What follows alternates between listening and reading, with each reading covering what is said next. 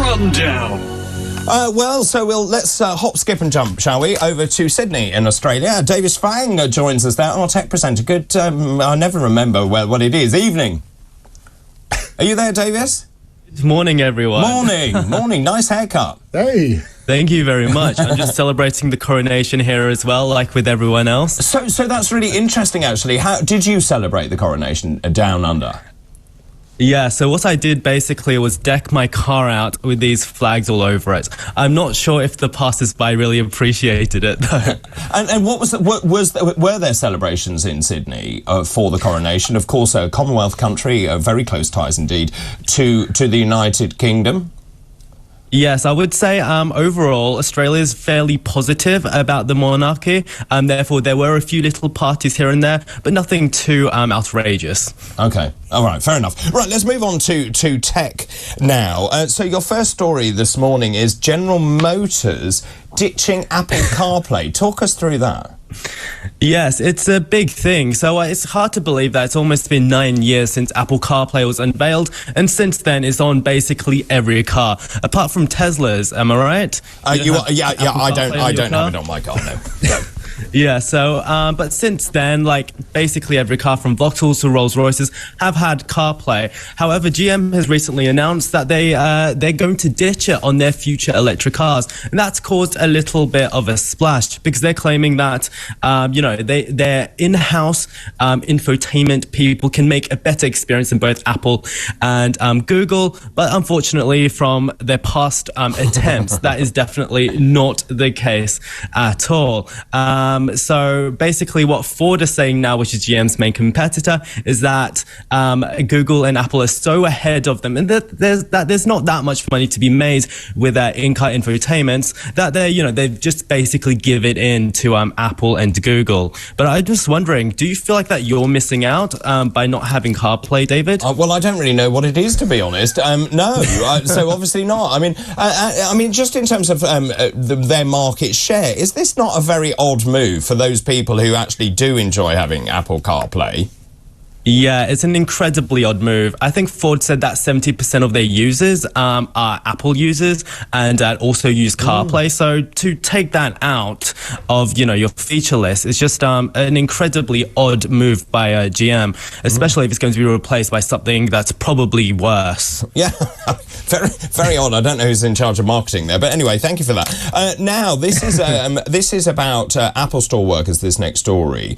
Really interesting, yes. This, because we were talking earlier with Caroline Faraday, talking about the writers and the fact that the US is very unionized, and certainly the writers is very unionized. This story is about unions as well in Maryland.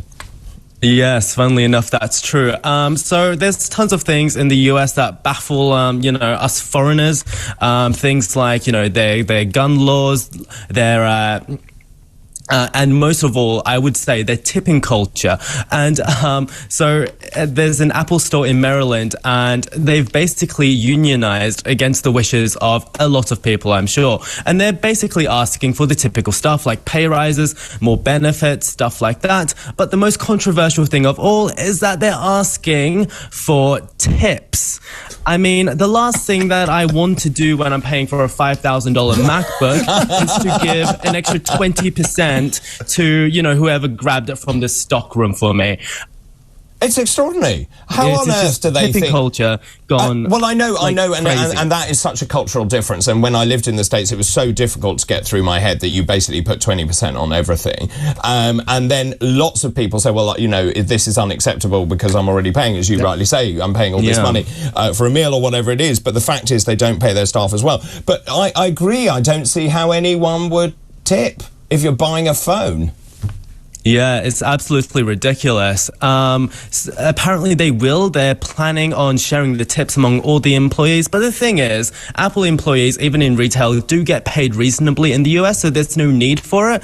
And if this culture were to continue, could you imagine buying, I don't know, a used 10-year-old Corsa from a used car salesman and then having to tip 30% on top of that? It's just the most outrageous thing, and I hope that they do fail on that front. The trouble is this as well. It becomes then an expectation expectation, doesn't it? It's rather so service. And as one of the big things I bang on about is that we're losing service everywhere, and often in restaurants you go and it says service not included, and they're not joking. Sometimes it is awful.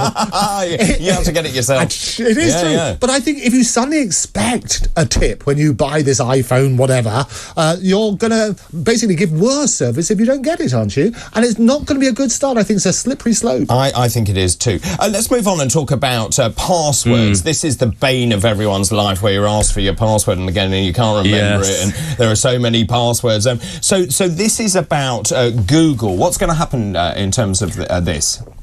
Yeah, like with us, I'm sure that Google knows as well that passwords are absolutely terrible. You forget them, you need a new password for everything. And then in some workplaces, like my one, you have to change your password every 6 months, and it needs to be completely different to the last one, which just makes it absolutely impossible. So basically, Google is working on getting rid of them for good. And they're starting with something called passkeys. And this is something that's going to be universal among Apple, among Microsoft, among Google. So this might actually gain some traction. So the idea is that instead of using a password to log into Gmail and stuff like that, you instead use what you use to unlock your phone, like either your face or your fingerprint. And this will basically kill the password for good. Hopefully, it sort of acts like the one-time SMS codes that you often get from certain apps. And if this becomes the future, then oh my God, I finally don't need to remember the thousands of random passwords that my dad suddenly expects me to remember for some reason. Well, no, but also, so that's fine for phones. I get that because you've got fingerprint technology.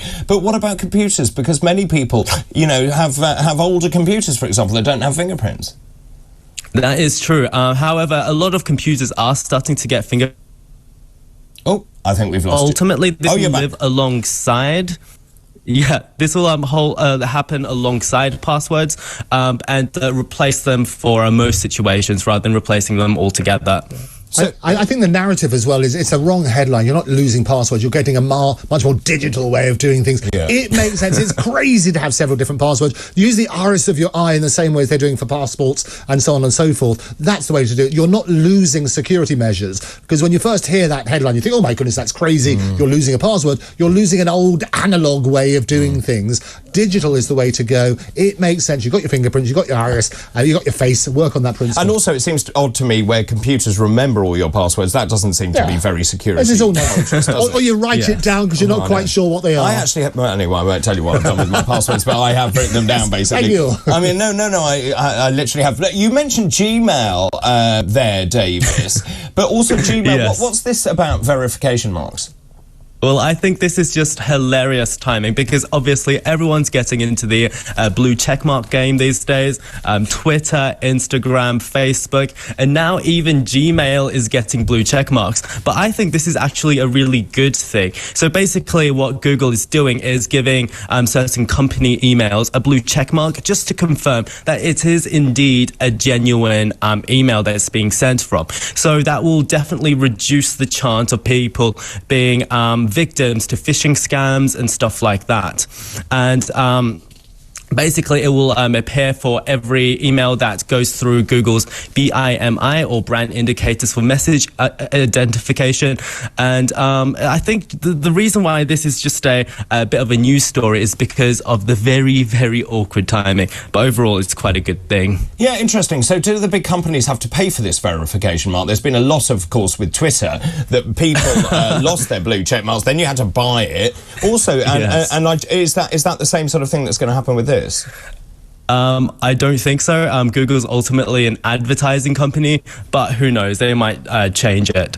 But I think right now it's just a way to fix the massive phishing problem that is happening right now. Yeah, very interesting. There's a lot of chatter about Twitter actually in the blue checks. Oh, absolutely. I like our mutual friend Carol Decker from T'Pau. Good morning, Carol.